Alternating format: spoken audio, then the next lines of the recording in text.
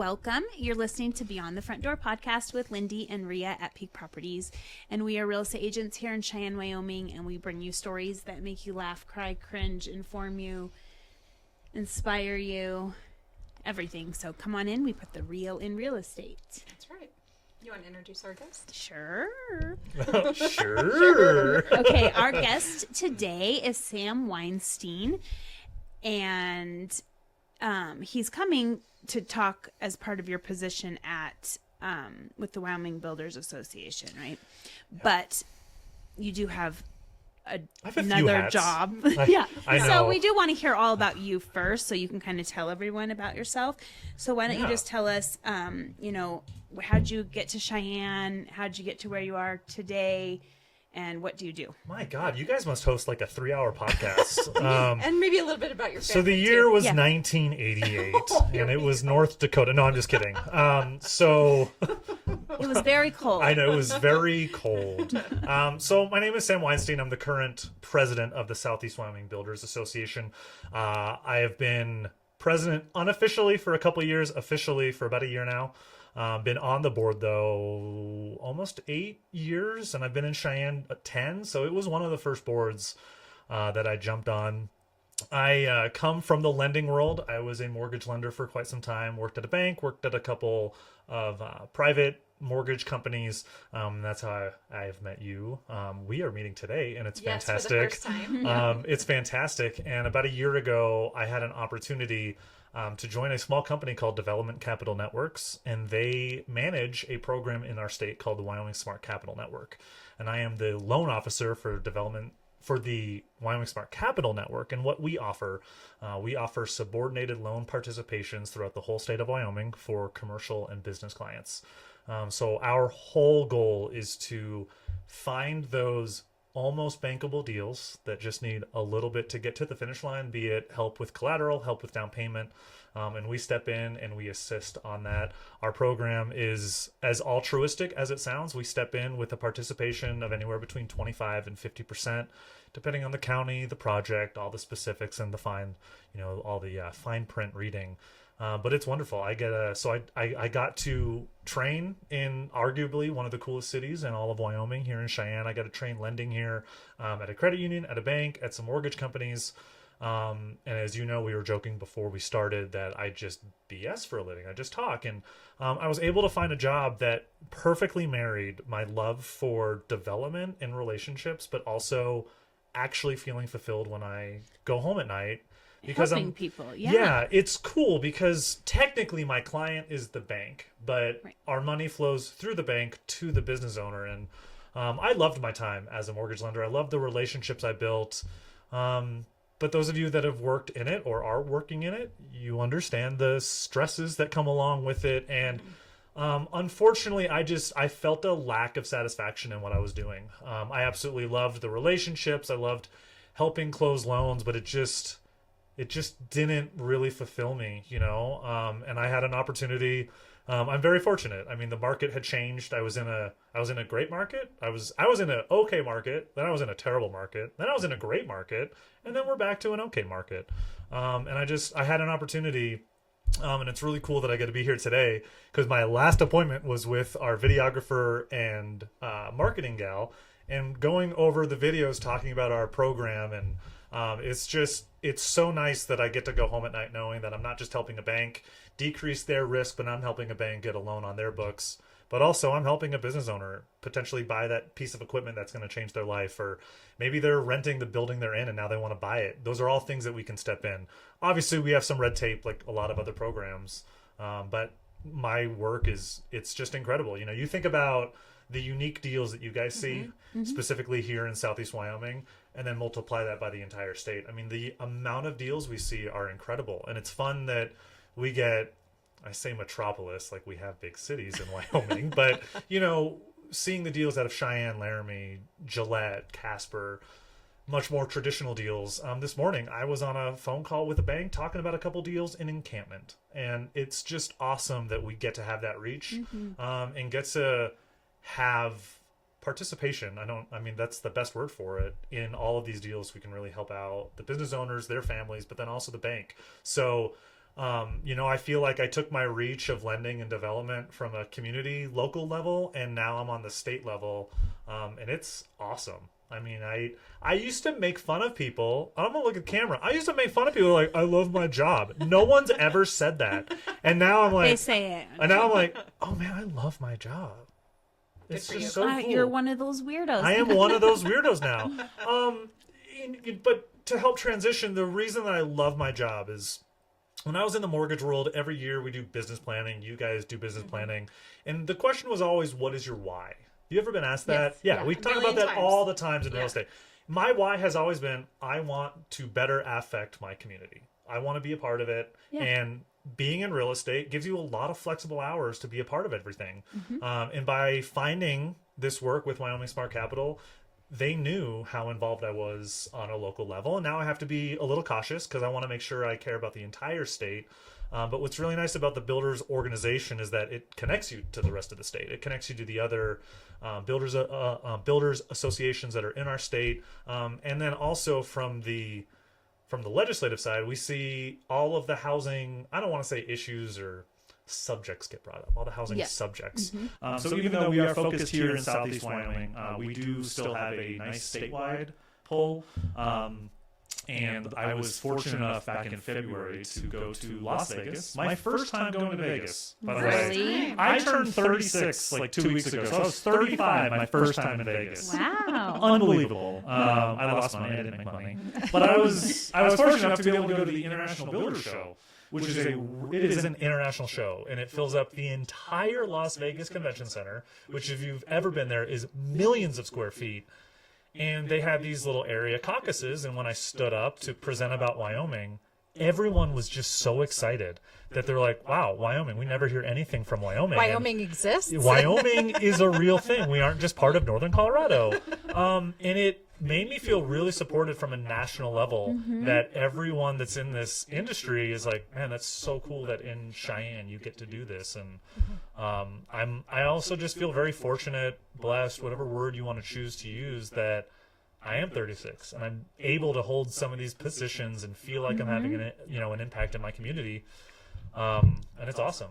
It sounds like what you're enjoying is that you kind of get to lift and have that 20,000 foot view of what Wyoming is trying to accomplish, right? So it's one thing to be kind of local, which is great to be local. That's where everybody rolls up their sleeves and really gets the work done. But there has to be people working on a state level and a national level doing all those things for all of it to work really well. So it sounds like you're enjoying that and getting to know the rest of the state, which is always interesting. It is, what's the line we use? Wyoming is one small town with really long roads, or we're one large small town. The same way that you guys have an ecosystem of support within the real estate community here in Southeast Wyoming, be it MLS, the Board of Realtors, any other group, there's an ecosystem of small business help. There's the Small Business Development Center out of UW. There's Manufacturing Works, the Wyoming Women's Business Center. And when you get to that state level at the 20,000 foot view, you start meeting all the other people that are at that same level of you. And it's great because all those people also come from the roll up the sleeves community side. There's one group, and I don't want to get the specifics wrong, but if you haven't had a chance to interview Dan Dorsch, the executive director of Habitat. As a matter of fact, we have, haven't we? We love him. I love Dan. He connected us, and me specifically, to the Wyoming Housing Coalition, which is just a statewide call of all the individuals that are in any type of industry or association group related to housing. And it's really cool that even though I'm president of the Builders Association, what I really try to get across to people, and by the way, you've heard, I'm not a builder. I barely know how to work the hand tools I have at home. That is not a requirement, turns It out. is not, because to me, it's more about the community. It's about understanding the issues that are at hand and understanding the complex relations that come to play between the private sector, but then also the public and federal entities that have rules and regulations that we all have to follow.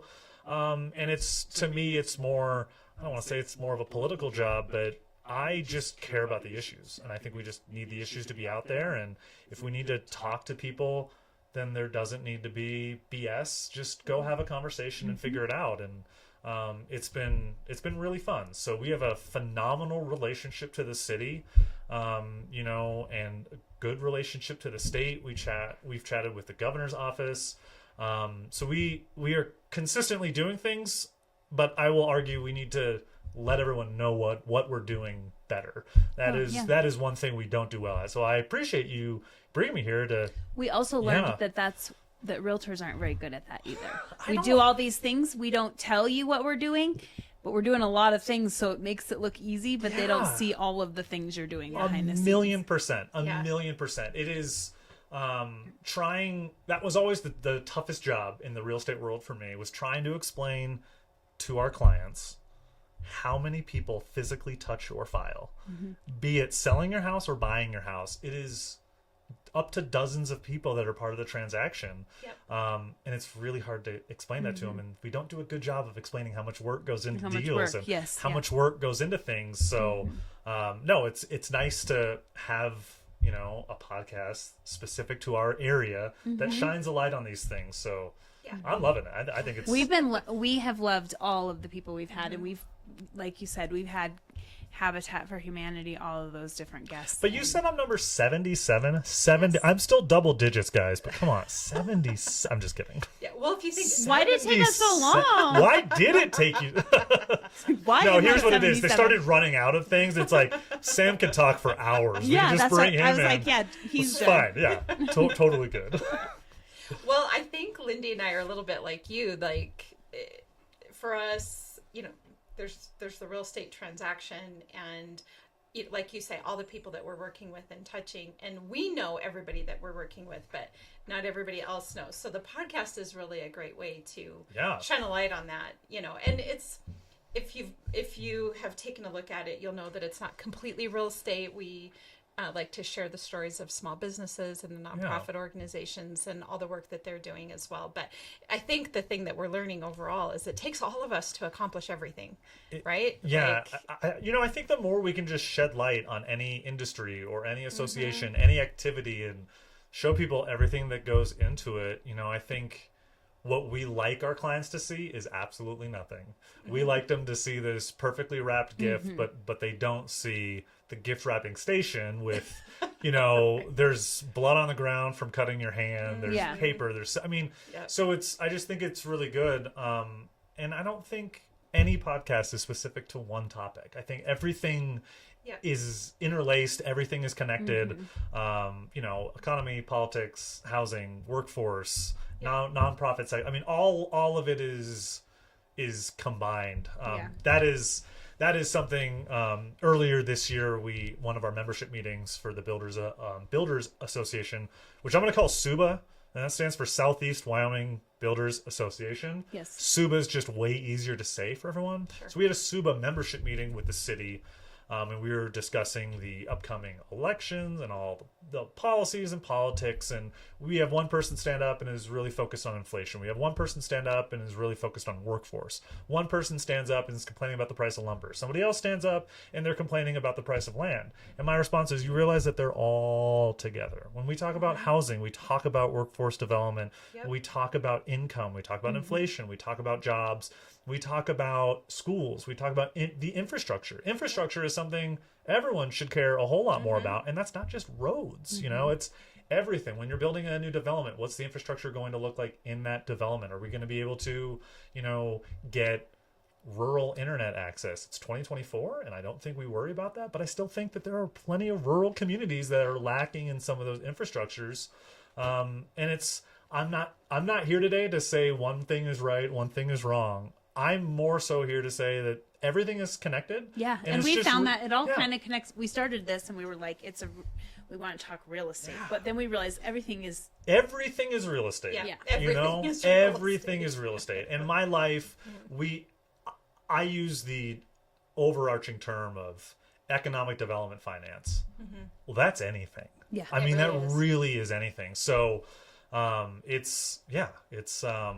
it's fascinating. It's hard work. It's difficult at times when we, you know, have policy debates or there's a new code that comes out and, you know, we have to figure out how we're going to fight it. Or last year, the city council was great and they essentially went through the entire code book and tried to try to get rid of things that just didn't make sense. That's what we heard. And it was great because I was at all those city council meetings, and it was really fun.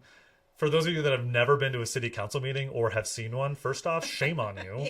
You could at least stream it. Like, it's online. Sure. Yeah, like, it's live. Anyway. Although sometimes much more fun in person. Well, there's so much more fun in person, and arguably, side tangent, we don't need to chase the rabbit. Your local politics matter so much more really do. And than the national one. You have much more influence so locally. much more influence. Yes. I mean, but being at all of those meetings was really fun because you get up there and you announce who you are. So I would get in line and I'd say, I'm Sam Weinstein, president of SUBA, and I'd give my spiel on whatever topic or code they're looking at or reason that we want to switch. And then I would get back in line and I would get back up and I'd be like, hi, I'm Sam Weinstein, community member who lives in Sweetgrass. And it's great that you can play both of those parts. And everyone should just be involved. So like you said, there is influence in our community. And that is the number one thing that I think bothers me so much about our current political climate is just, you need to focus so much more on local, because who you pick as a trustee for your community college or for your school board or your city councilman, your county commissioner, your mayor, those people matter a whole lot more than someone who's going to be in DC. And we're going to feel the ripple effect, sure. But I was taught from a very young age, it's never as good as you think it's going to be, and it's never as bad as you think it's going to be, but local matters more. It really does. And I think people think that their vote doesn't matter. You know, you're just one person, but I don't know where it would have more of an impact than in Wyoming, right? Like when you're coming down to, and really not even just local, but state. And I would even throw out there that our federal representatives as well, our national representatives. And I don't know if we were just talking about this, Lindy, it was you and me privately or on here, I can't remember, but it's not unheard of to go out to eat and be sitting have the governor nearby or a legislator nearby, or, you know, we're from Gillette. Up in Gillette, it would be nothing. Senator Enzi loved Perkins, and it'd be nothing to be up, you know. When I first moved to Cheyenne, we were going to St.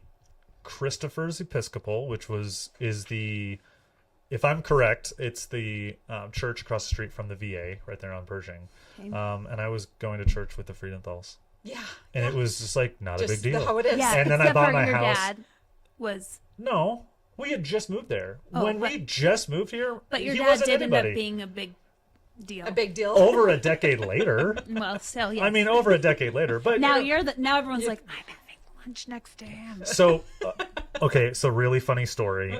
There's a broker of a real estate office here in town, and I think she would be fine if I said their name, but that leads you to narrow it down. Went with the Chamber of Commerce to the annual fly-in. This was a couple years ago. Ran into my father in an elevator up in Congress, and literally she said, "Oh, you're Sam Weinstein's dad." And I was like, that's it. I've made it. I am no longer Jack Weinstein's son. It is your Sam's dad. And he called me that night. He was probably so proud. No, right? he was like, no, I'm kind of annoyed. He's like, I think you're taking all the spotlight. I'm like, well, you know, it's about time. Get out of the way. But Does he live here? No. He's retired from the military. He retired from the Air Force in 2018 after 36 years. Now he's a professor at Boston University. Oh, wow. So before we were just talking about my affinity and love of the Celtics and wearing green all the time. Yes, my parents were born and raised in Boston. So I am part of the entire cult that is Boston sports, and I'm unapologetic about it. But I know. whatever. Yeah, no, I totally get it. Just for anyone who's listening or watching, I rooted for the Nuggets so hard. Yes. Because I wanted to drive to Denver to see the Celtics. Yeah, you were like, please. Yeah, and it would have been a better game, so Yeah. whatever. Neither here nor there. Well, at the end of the day, people have the opportunity to have an influence. You really do. So if you are watching politics and you're frustrated by everything going on, you're absolutely right. They can attend a city council meeting, get to know your members. I know sometimes they have I think even over in Ward 3, they'll get together for coffee at Dasbog, and you can go join them over there. Legislators on a statewide level, they want to hear from their constituents. I've sat in on legislative meetings where it's crickets in the room. There isn't even anybody in there, and you can show up. You know, and I think you raise a really good point. I think a lot of people view our sub-political atmosphere here in Wyoming, they view it the same way they do on a national level, and that is, it's just, I mean, wrong for so many reasons. It's a tragedy, but it's not helpful. No. I think, to your point, we're a very unique state that, I mean, our commissioners have jobs, our city councilmen have jobs, our legislators have jobs. Like, they are not doing this full time. They are people just like us, just like every one of you, just sitting at home, and they want to hear from everyone. They do. They do. One of the things the Builders Group did last year, and we're doing again this year. Last year we partnered with Habitat and also My Front Door. I'm not sure the makeup, but I'm pretty sure it's going to be the same group of people. But we hosted a legislative breakfast during the legislative session, and you bring food to anybody. We all know that. You bring food, people show up. It doesn't matter what it is for. People are going to show up for food. And we're doing that again this year. We're going to host a lunch, hoping to get more people. They might not agree with what we're saying, but they listen. You know, they are approachable. And it doesn't matter which side of the aisle you are on. You can have a conversation with most of our legislative body. There are a few members that are just very difficult to deal with, but for the most part in Wyoming, we still appreciate one another, and we know that we're still working towards the end goal of building a better community. You know, people have a different idea of what that is. My whole line, don't complain unless you vote. If you vote, great. Complain all you want. Yeah. But you look at the voter turnout from a couple weeks ago, Yeah, the it was lowest turnout we've had in like 15 or 20 years. Oh my gosh. I mean, it was so bad. But then you see all these people complaining, and it's like, okay, did you vote? Like, you shouldn't be able to say anything on social media unless you can verify that you voted. Your because keyboard is like, hey, seriously, did you it's like, you didn't vote, so stop. No, it's frustrating. Tune out the noise and just look for the things that matter. You know, I don't know if you guys have a follow-up or a way to post this, but the city is hosting an open house. I believe it is next Wednesday, and they're doing it over at the Beast Foundation, and they're doing an open house to discuss housing and discuss other economic projects. I'm hopefully having it sent out to the entirety membership of SUBA, but I also think that it's something that every resident of the city of Cheyenne should go to, because you should have a say in what goes on. Again, you might not like the say that happens or the direction that it goes, but at least you were there, you know, and at least you had a voice in it. And at a minimum, what I tell people, going back to the city council, don't complain about something unless you understand what happened, because understanding how the sausage is made is way more important than saying you don't like the sausage. It's fine you don't like the sausage, but were you there for any of the comments? Right. You know, you talk about the legislative session, and it is crickets. You know, they want people to be there, and we aren't getting there. And I hope we do, you know, but I hope we do it for the right reasons. I hope we do it for the right reasons. I hope we're not doing it because people want the spotlight. They want to shout about their candidate or their policy that they think is greatest. No, you should be there to support whatever the topic is, you know, and that's it. And we need to learn how to separate whatever divide we think we have about a issue, because issues are issues. And let's just attack the issue. You know, in my relationship, and I love my girlfriend, shout out, hi Becca. That's the second person. We always talk about how when we fight, we're not fighting each other. We're fighting an issue. Right. And we need to make sure that we come together to fight that issue. As of right now, all of us, I think, know where that metaphor is going. And I just think it's important to just be educated. Well, the other thing before we get on to the Parade of Homes that I would like to add to what you're saying is that I really get frustrated by whenever opponents start talking about the voting record of somebody, because it's possible that there's a bill with a context of accomplishing a certain goal, and everybody wants that certain goal to be accomplished, including the people that are voting. But the way that the bill is written does something different than what the goal is supposed to like be. you're saying, you don't know how it was made. Yes. Right. All the And details. so I think it's really important that when people are listening to others talk about voting records, that you really have to dig into, is it that they were against the concept, or were they against the way the bill was written? And I think this is a really important thing for people to be aware of. Well, going further into that, I absolutely love politics and reading about it. I think it's right now it's like watching a car crash. You just can't look away. And other times true. you're just in awe of this. I view it as an organism of US politics. It's ever changing, always fluid. I'm sure this happens. I have no numbers to back this up. I'm just assuming that this happens the same way locally that I know it happens in DC. Sometimes it could be a ceremonial vote. You could be voting no, even though you agree with it, because you know you have enough yeses. So if I shoot a no in there, it just looks better. And there's so much of that too. There is a lot of that. So I think looking at someone's voting record is awful. And I also think that any candidate whose entire campaign is anti someone else, and we saw a lot of that in Laramie County. Too much of it. A lot more than normal, didn't it? So much more than normal. And that is definitely an issue that I really hope they look at, because the amount of money that was spent out of state for in-state races were unbelievable this year. And I think too, if people even knew that, the outside influences that come in, and it happens way more than I think people really and then know. Earlier you said that people think that their votes don't matter. I can tell you, in the state, we had at least half a dozen races that were separated by less than 50 votes. I know of 2 that were less than 20 votes. So people say your vote doesn't matter. It does. BS. It matters. Well, and the one on the rec center came pretty close, didn't it? The one on the gymnastics thing a year or 2 ago. Remember that? Well, was gymnastics went through. Yeah, exactly. No, that one, the new building or the new thing. Remember, it was one vote. It's like that. And you're like, yeah. So it is important. But Yeah. anyway, we could probably talk politics all day. I mean, I could talk anything. all day. I love this. It's it's funny. Before we started, they commented that it's just like having coffee, and it's absolutely true. Except I don't have coffee, so I feel like that's water? something. Would you like a water? I mean, I feel like a beer would be better. It's 1:30. I agree. We Right? need that.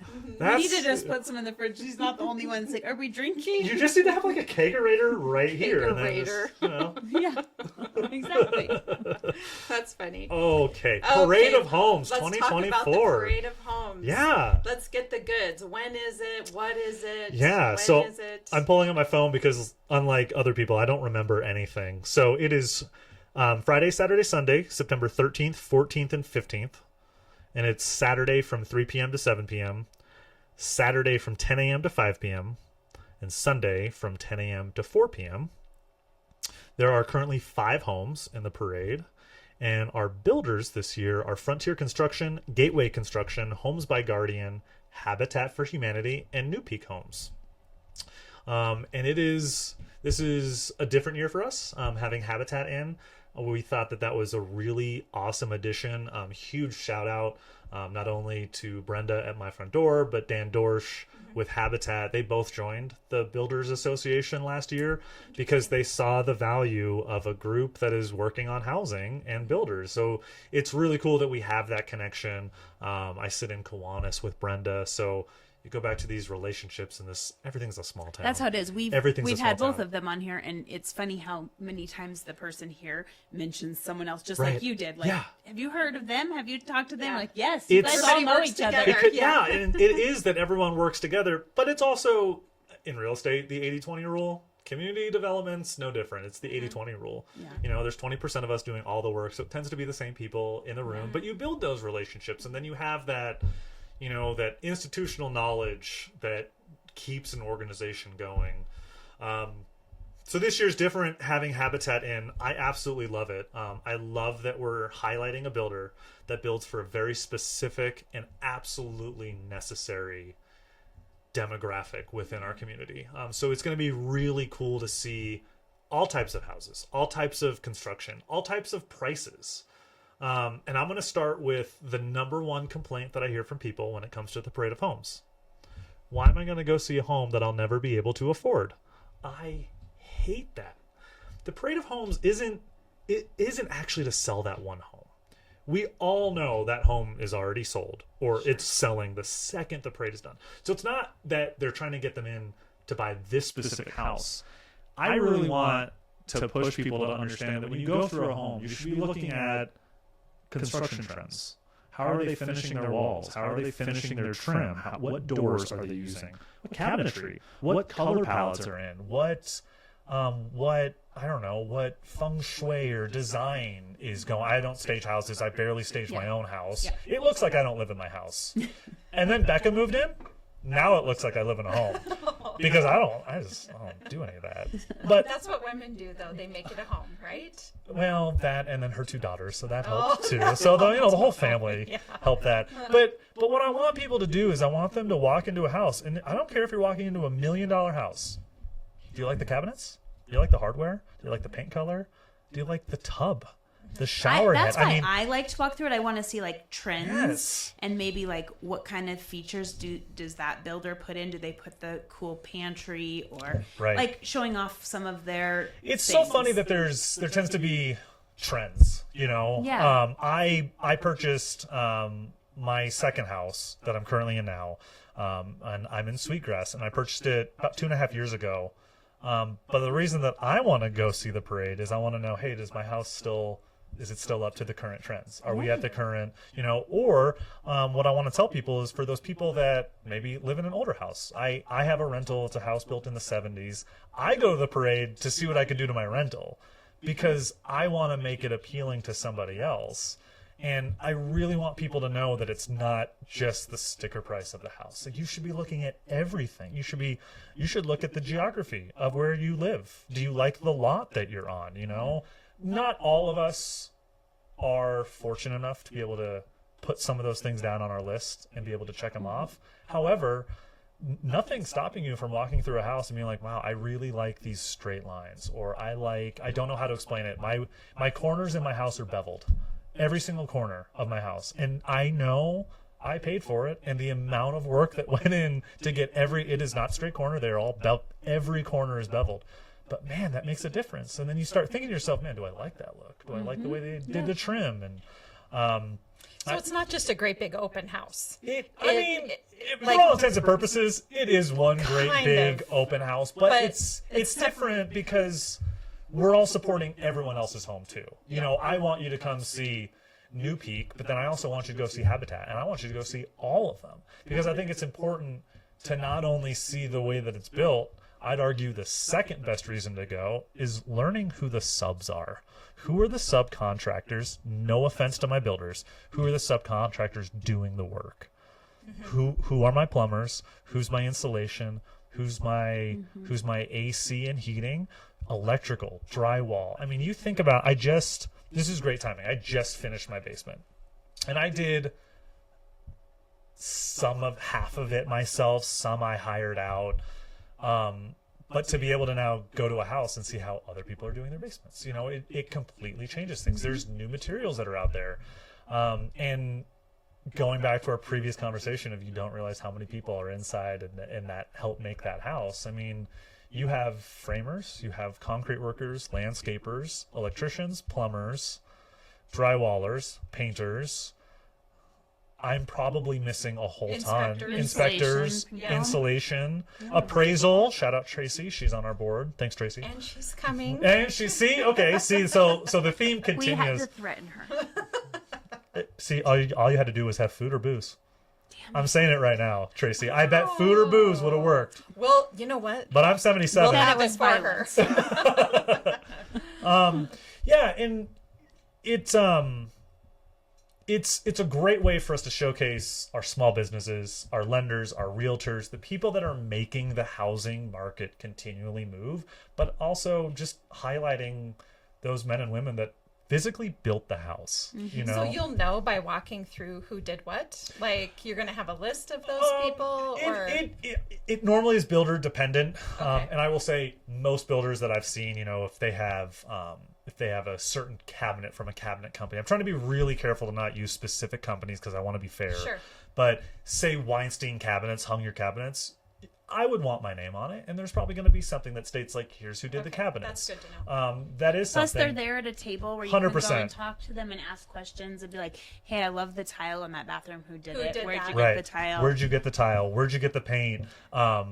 My house has a bunch of shiplap in it, and I love it. It's like, do you want to do shiplap? Do you want to see it? So it's there is a stigma that, oh, these houses are so expensive. Why would I ever go see them? It's so silly.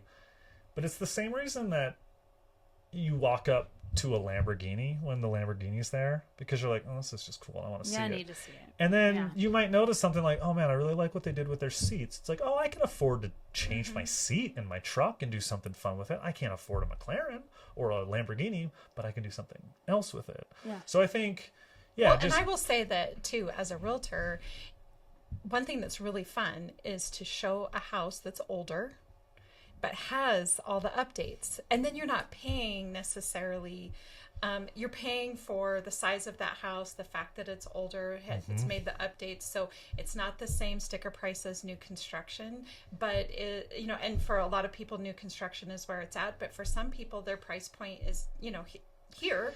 And so when you go into a home that's been remodeled and it gives you all the modern amenities, but it's your price point, your size, those things, that's a lot of fun. 100%. So I had a difficult time buying my first house because I just don't care. I don't have an emotional attachment to houses the way that a lot of people do.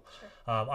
I assume it's from growing up military, and we never owned a house. My parents owned a house when I was in junior high for a few years.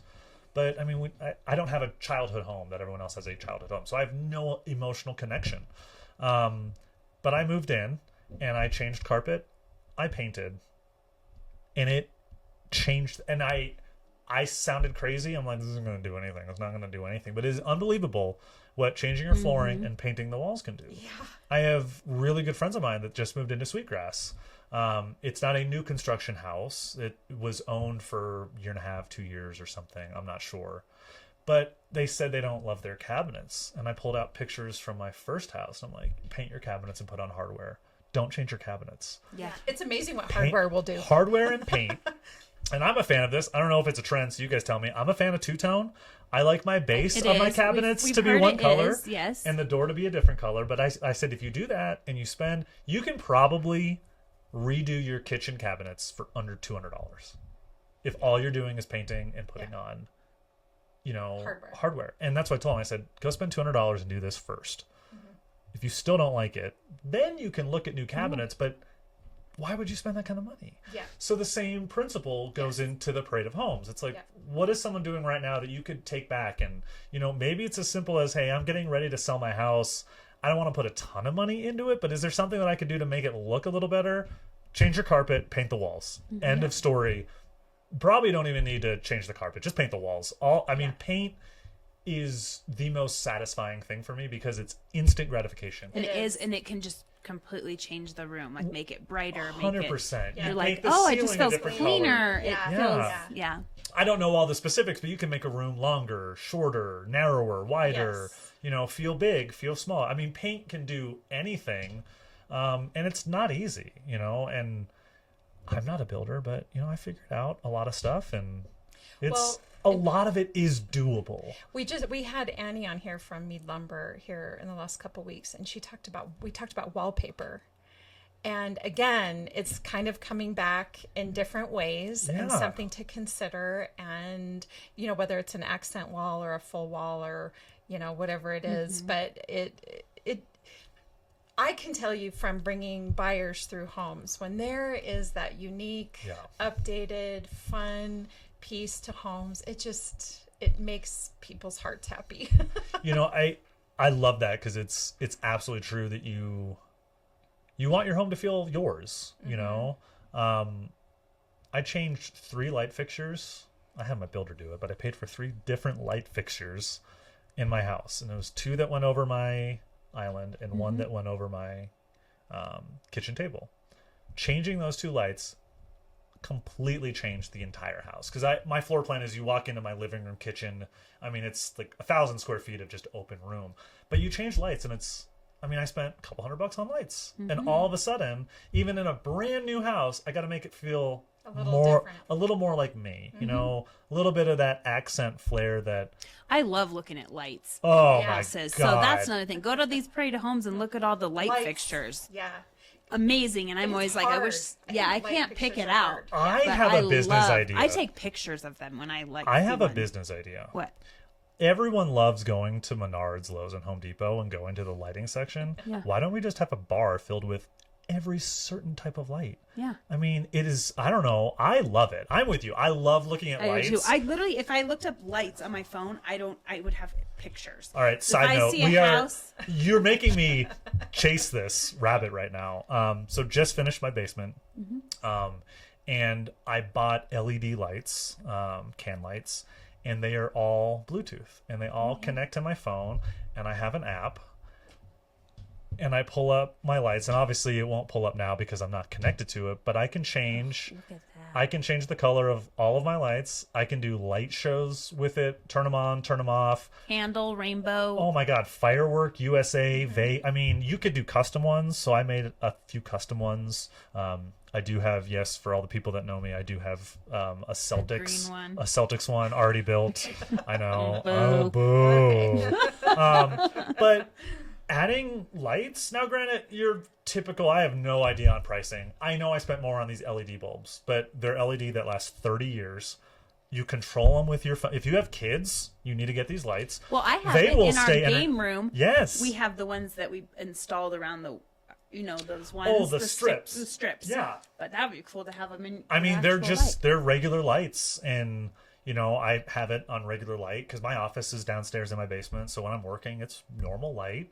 But then, and I'll show you guys. And if you want to see the photos, I can share it. You guys can send it to everyone. Yeah. But it is just cool, like how it changes the look of the photos. Yeah. So this is family with me, or a picture with me and the girls, and it's violet. It looks a little purple. But then you go down and you see. So you see these two. So I have it on blue, and then you have it on pink, and it changes your vibe. And it's fun when you're watching a movie. We were watching Notre Dame and then UW, and I was trying to get our colors to match those. Yeah. I was like, change the colors. Yeah. This last week. I will say, Wyoming, you got to get some different colors. I don't know if brown. I don't know how. Do you want a light that's brown colored? We don't need to talk any more about it, but I'll probably just be doing gold and white. You can be coming after brown and gold. I just don't think you can do it. No, you can, but it's really hard to get lights that are brown and gold. Fun, really. It is really not as fun. Yeah, I didn't have anything. No, I have no idea. That's really where you're getting like the light up cowboy or the light up cowboy sign. That's probably as good as it's getting. 100%. 100%. Yeah. So, for the Parade of Homes, does it cost? No, it is absolutely free to attend. Okay. I would encourage people to start looking on Facebook. We have a Facebook page for the event. We also, on the Facebook page, we have done individual interview videos with every single one of our builders. I would entertain and suggest people go look at those so that they have an idea about the people behind the houses before they get there. That's a great, which is really cool. They're not long videos. I know the attention span of most people. How long is a reel? Like 12 seconds? Pretty much. These are a little longer than 12 seconds. Sorry, but it's just really cool, and you get a little sneak peek of what the house is. And then each builder, I can't confirm this because I haven't asked all the builders, but some builders or their agents that are representing them like to make it a big to-do. So there might be a food truck. Or something. There might be prizes, It's worth it to look around, though, because there's always something that you can find that you're like, oh, I wish I would have done that. I went into my friend's house that they don't like their cabinets, but I love their doors. They used black hardware for everything. So your hinges, the bolt, everything is black. So now I'm doing that. I'm like, man, that would change my whole house. It would make it modern. It would just, and I love my house now. It's 2.5 years old. I don't need to do it, but what an easy thing that I can go around the house and just change out locks to be black, or change my, change your faucets, installing a new toilet. I think there is and I had it, I don't know if there's a perception or there's anxiety behind doing home improvement projects because it's expensive. You can mess it up. I don't know what I'm doing.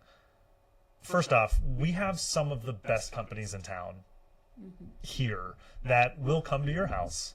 and will tell you how to do it and not overcharge you for it. Are you going to pay for their service? Absolutely, as you should. But man, they're going to come over. I had a roofing company. I was really worried. I had a leak in my roof. I had a roofing company come out, and they climbed on the roof, and they're like, nope, we sealed one little thing off, but I think you're good. I was like, what do I owe you? And they said, nothing. Why would I charge you to just make sure your roof is okay? It's like, I was already up there, and you're like, oh my gosh. These are the companies we have, though. But it's so much easier than I thought it was going to be. I mean, you want to change your faucet in your bathroom, I guarantee you can do it. Even if you've never picked up a tool in your life. Not only YouTube University, right? It is YouTube. Yes. I am a huge nerd. I love to game on my computer that I built myself. The first computer I built took me like 6 hours because I had to watch a YouTube video for every step. Yep. But guess what? There's a YouTube video for every step. I floored my bathroom, trimmed my bathroom, and put a transition piece between the flooring and the carpet. I've never done any of that before. Looks pretty good. Yeah. It's not. Yeah. Is it builder quality? Of course not. I did it myself. But is it quality for a homeowner to be able to walk in and be like, oh, this floor looks great. No, this is wonderful. I did this. You know, I did this, or you know, I painted this and I chose this color. You both have made points about turning a home into a house or a house into a home. I don't even know what the is. House into a home. House into a home, and all you need to make it a home is make it your own in whatever way that is. You know, is it paint? Do you buy a new appliance? I tell you, the first thing you should buy is a new fridge. Everyone should have a brand new fridge. If you don't have like the nicest cool fridge, I used to have a fridge with the door in the door. You ever have one of those? No, I miss it.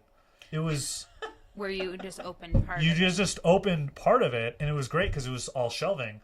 So all your condiments, you never had to open. I mean, listen, first world problem. I get it. I didn't have to actually open the I fridge. didn't have to actually go to my fridge. I know, to get right? my ketchup. So ridiculous. But you know, awesome. there are just these basic things that I don't know if people realize how easy it is to install a dishwasher. It is literally plug and push, and that's it. You might have to drill it into your counter, but again, it's so easy. Yeah. You know, but just changing your dishwasher changes your entire life. I need to change my dishwasher. Jeez, quit giving me ideas. I know, but these things don't have to be expensive. They can be affordable. Number one thing that I tell people, and I clearly have a bromance for them, you should go to the Restore that Habitat has because they have building materials and equipment that is brand new. Yeah. You know, builders do a great job that when they're done with a job site and they've got a pallet of roof tiles, they just drop it off and you can go there and you can purchase it. You can buy paint, you can buy mattresses. Their mattresses are all brand new. So these aren't used things. They also sell new items. They just sell a more affordable product. And when I was painting my basement, I hired a painter because they have a gun. I was not about to. No. Like, come on. And I asked him, I said, okay, I know that there are loads of paints. He goes, with my sprayer, he goes, if you buy a cheaper paint, you just buy more paint, but you'll never know the difference. You'll know the difference if you have toddlers or if it's a messy area, but in a basement where you don't plan on no one knows.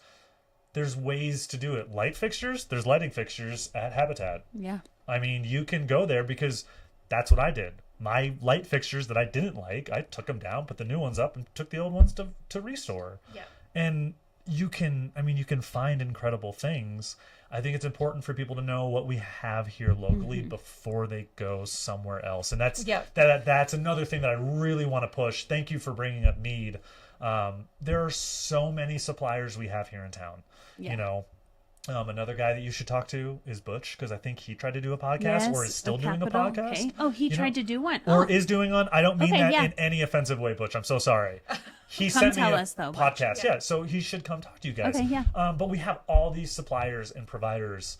And I know this is going to be a conflicting statement, and I don't want to wear my Suba hat for it. I want to wear my I care about my community hat. So just know I am not Suba right now. Even if you're going to a giant box store, those employees work here. Yeah. Yes, I completely agree. Work here. I get it. I would much rather do everything small and local. But there's so many people I know that like drive to Fort Collins to go to Lowe's. And it's like, what are you doing? We have a Lowe's here. And it's all online. Yeah. I get it. Some people just want to like get out of town, but that money you spend at a box store out of state still impacts our bottom line here. It does. And do you want Lowe's to, not that it is going anywhere, but Right. that's when they go somewhere, Sears, Correct. those things, and you're like, Well, and the thing about, I've thought about this a lot with big box stores, and I completely support shopping local as much as Yeah. you can. But those big box stores employ people, give them benefits, Yep. give them salaries, all those things to live Right. here in the community as well. So it's a balance Right. between the two. No, absolutely. But I'm also sorry. I'm lazy. Why am I going to drive an hour to go to something that I complain? I live in Sweetgrass. I complain driving to Del Range now. I don't even go to Del Range because I'm like, it's so far away. Your office is so far away from me. I texted you when I was like, I'm on my way, but God, I didn't get my. but it's like going to be a quarter till. minute. I was like, man, I don't know if I'm going to get there, and I'm going to be late, and I wasn't late, fortunately. Well, but, the one thing that we talk about on the podcast a lot is that you don't know what you don't know.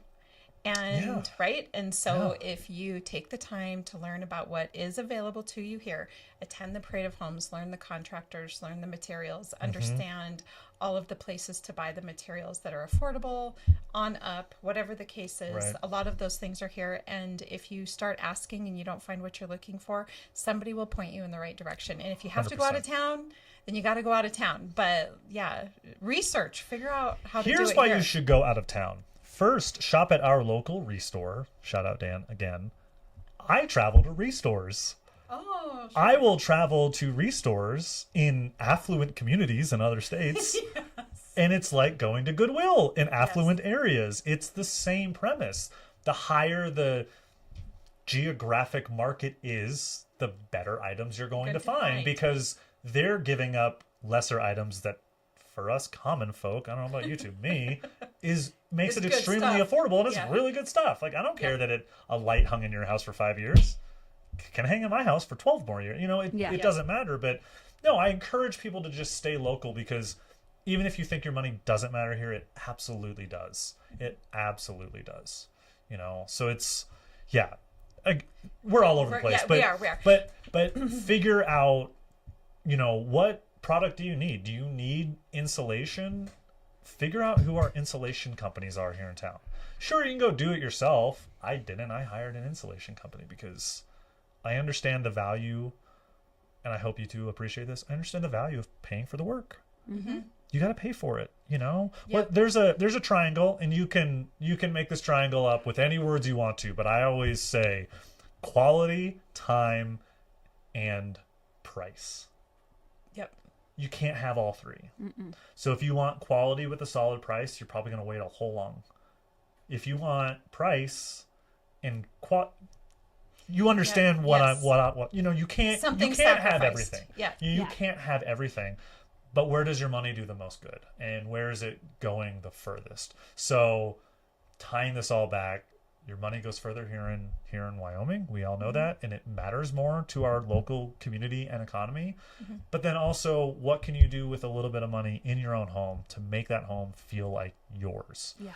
It could be furniture. I think furniture is the number one thing that we don't think about. And as agents, you guys see way more houses. I know you stage house. Excuse me. I know you stage houses. I'd argue furniture is the number one thing that makes a house look dated. Because we haven't bought. I mean, listen, I'm 36, You're like, and look past their furniture. I know. I finally have no furniture from college left. It takes like 10 years to do it though. Because it's expensive, but looking past the furniture, Yep. that was hard for me. I am not. Side note, we can talk about this later. I have aphantasia, which is a lack of a visual imagination.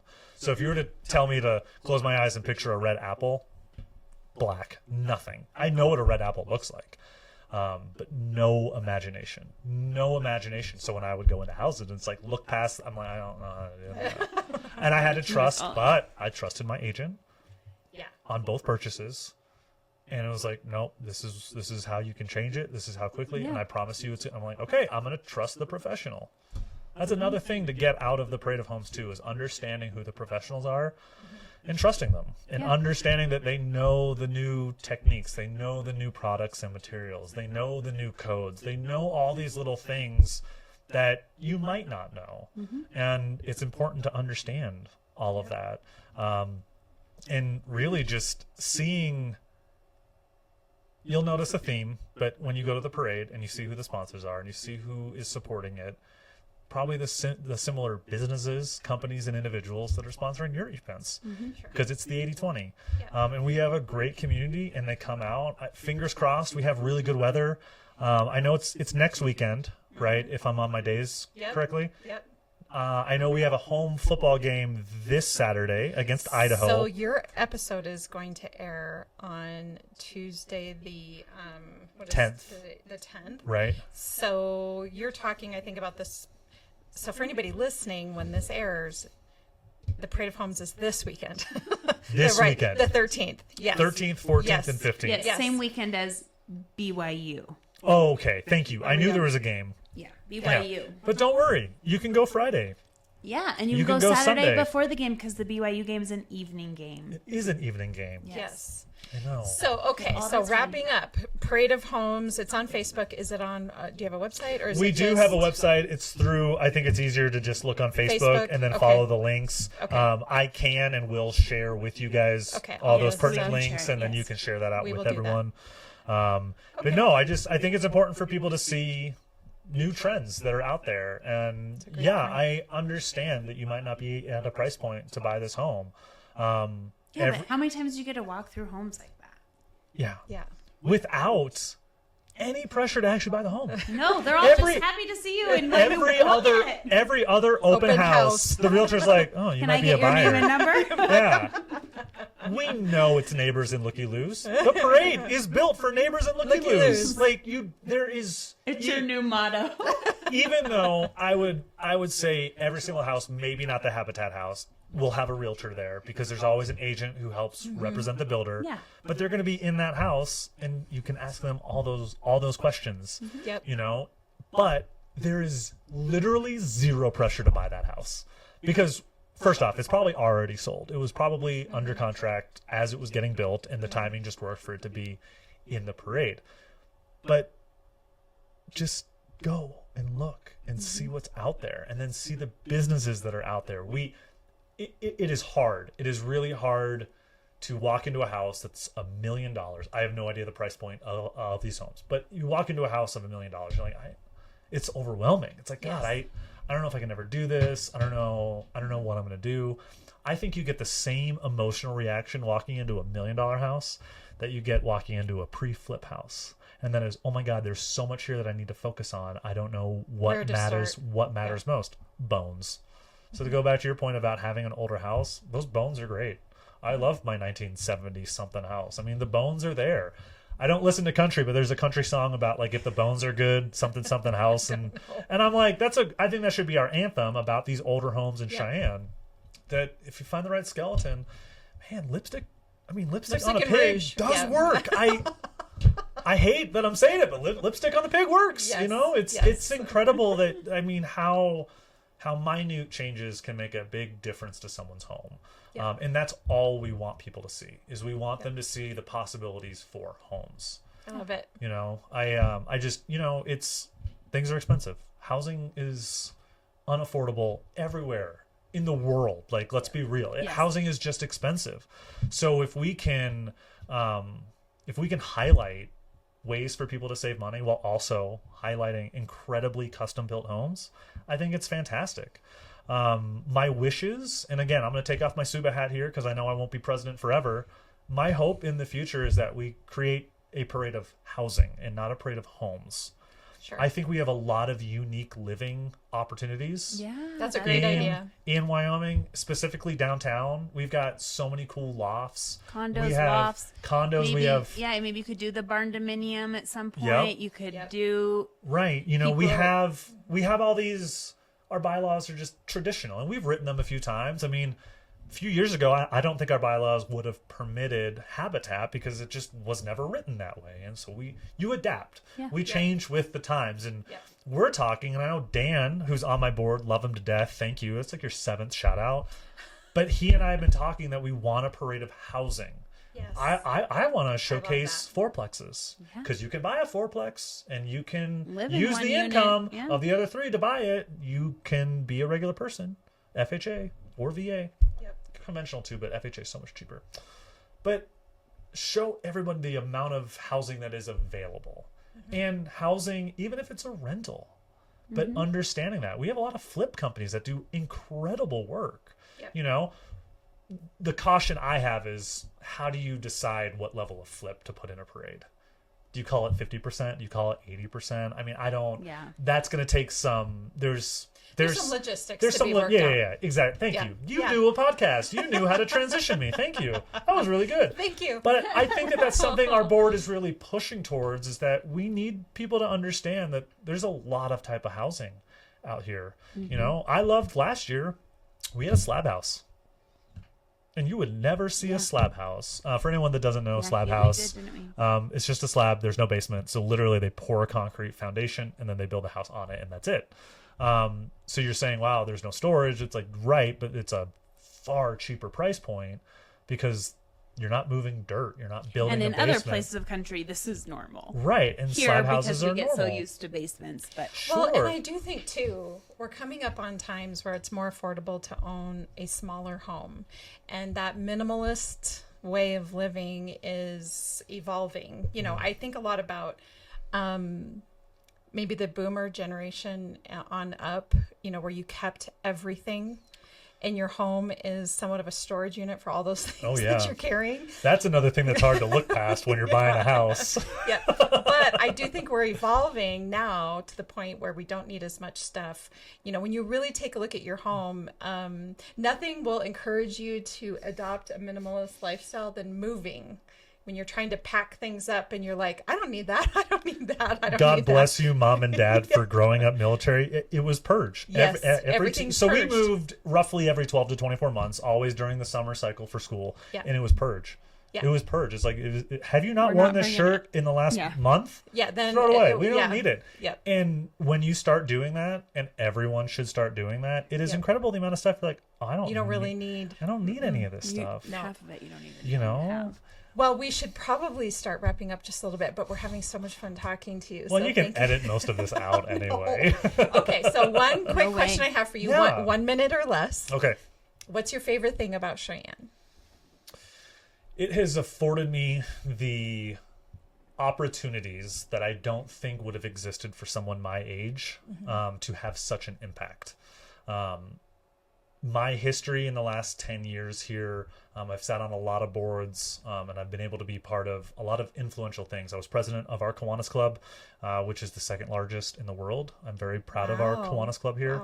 Wow. It's fantastic. I sit on the LCCC Foundation board and I'm a supporter of theirs, and I get to be out there. I was part of, years ago, the 4 Greater Cheyenne program that had 8 initiatives, and I was in charge of the entrepreneurship initiative. And, you know, to your point that you go to church with the governor, you run into the governor, you see the mayor. I mean, I have Pat's number and we text if I have a question. I mean, it's just, it's such a unique thing that is really hard to grasp unless you're from here. That, I mean, I'm 36 now, so I moved here roughly when I was 25 or 26. And the amount of things that I've been able to do, the amount of conversations I've been a part of, the amount of change that I've seen just in the last 10 years and being a part of it, I'm so fortunate. Obviously, I found the love of my life and her daughters, and my house is a home now, and I absolutely love it.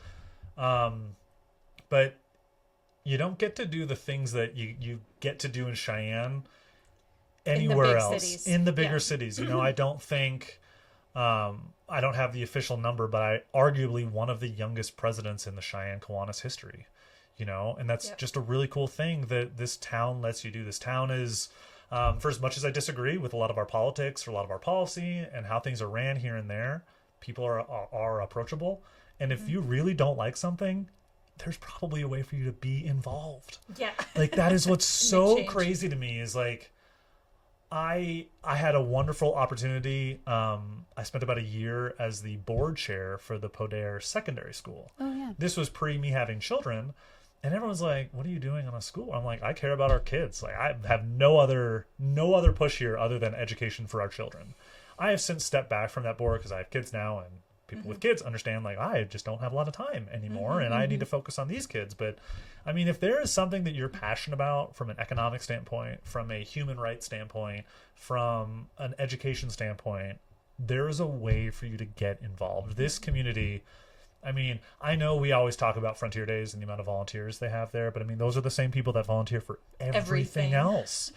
And you can get involved, and your opinion can actually matter here. And I think that's huge. I always tell everybody, if you have an interest in something, there's a state association for it. I mean, it is everywhere. I just love everything. that. No, it's absolutely true. You know, we talk about boomers, and everyone talks about what's the greatest generation. Gen X.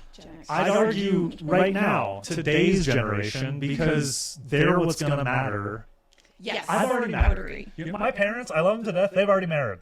They've already mattered. You know, the greatest generation is now, and we need to understand that from an education standpoint, from a healthcare standpoint, housing. I mean, all of it. Because again, we're beating a dead horse, but it's all connected. But man, go get involved. I agree. Go get involved. I agree too. Yeah. If you could buy real estate anywhere in the world, where would it be and why? I would absolutely buy a brownstone on Yaqui Way, which is the road that Boston Celtics area. No, that's the road that Fenway Park is on. Or I would go live on Causeway Street outside of TD Garden. My parents live in Plymouth, Massachusetts. They're a stone's throw, pun intended, from the Rock, which is not as cool as you think it is. But go to Plymouth. There's cooler things there. But I love New England. I'm addicted to Boston, but yeah, I would absolutely get a condo or something right outside of Fenway Park or right by TD Garden. Cool. Yeah. That's a new one. That's a new answer. I love it. Yeah. Well, thank you so much for coming on today and sharing about the Parade of Homes. That was fun. And about everything. I mean, No, I think appreciate we it. It's pretty much conquered all the world's problems today. I might have created some more. Episode Sorry 2 about that. coming soon. Yeah, there it is. We got more. Yeah, we'll have to have a part 2. Yeah. It's gonna be like Ramsey's Kitchen Nightmare, and there's gonna be like a follow-up a year from now. I'll be like, Sam, are you still doing all these things you said you were doing? Yeah. Well, now we're going to do that. Yeah. No, I appreciate it. I think you guys are doing a great job. Thank you. I love that you're bringing a spotlight onto things. I appreciate that I was able to talk about the work I do for a living that pays me to do all the volunteer work. Yeah. Because I love my job, and I think it's great that we're highlighting. I don't mean me specifically, but we're highlighting the people that are doing it in our community, and you guys are those people. And the 76 prior people to sit in this chair, I will remember that number 77 forever. But those 76 people matter, and we have so many more of those people here in town. So it's going to be really cool to see where it goes. Cool. Well, thank you so much. Yeah. And for all of our listeners, if you're interested in the Parade of Homes, you can find it on Facebook.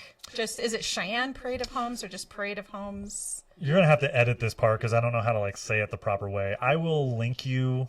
Yeah, we'll have the link when we release the podcast. Sorry about that. That makes complete sense. Yeah, no, you're totally fine. But let me look at it just so I can say it in the. My God, I hate the new search function on Facebook. I don't like Can we talk about that? Like, come on. Why do they gotta change things? I don't know. I know, right? All right. At least if I can find it, you have it on. Here it is.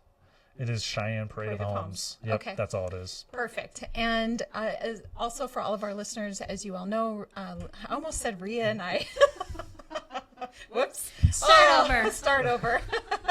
Lindy and I are realtors here at Peak Properties. So if you're interested in buying or selling a home, we'd be happy to help you with that. You can find us at www.sellcheyenne.com, as well as Beyond the Front Door podcast on YouTube, Spotify, iHeartRadio, and Apple Podcasts. And we hope you have a great day, and we hope to see you out at the Parade of Homes. Yes. We gotta take us out. Great. Oh, yeah.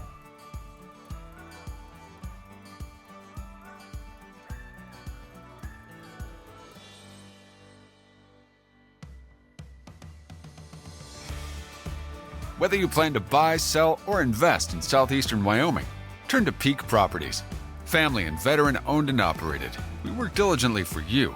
Unlike other larger companies, we take time to learn about you, understand your specific real estate needs, and remain easily accessible if you have any questions. Being a veteran and family-owned and operated company means a high level of commitment, trust, and loyalty. Our family culture sets us apart. We work as a team. We develop not just professional, but personal relationships with our clients. When you choose Peak Properties, you become part of our real estate family. Looking to relocate to Wyoming or just move across town? Peak will be there for you every step of the way. Recognized for excellence and dedication in the real estate profession, we're proud to be one of the most trusted and knowledgeable names in our industry. Let Peak help you find your dream home or investment property today. Our agents will make sure you're informed and listened to as they guide you to fulfilling your real estate goals. Reach out today. We have sold and purchased several homes through Peak Properties, and each time I've been impressed. They are great about guiding us in the right direction and always being in our corner. Peak Properties. Let our family show you the way home.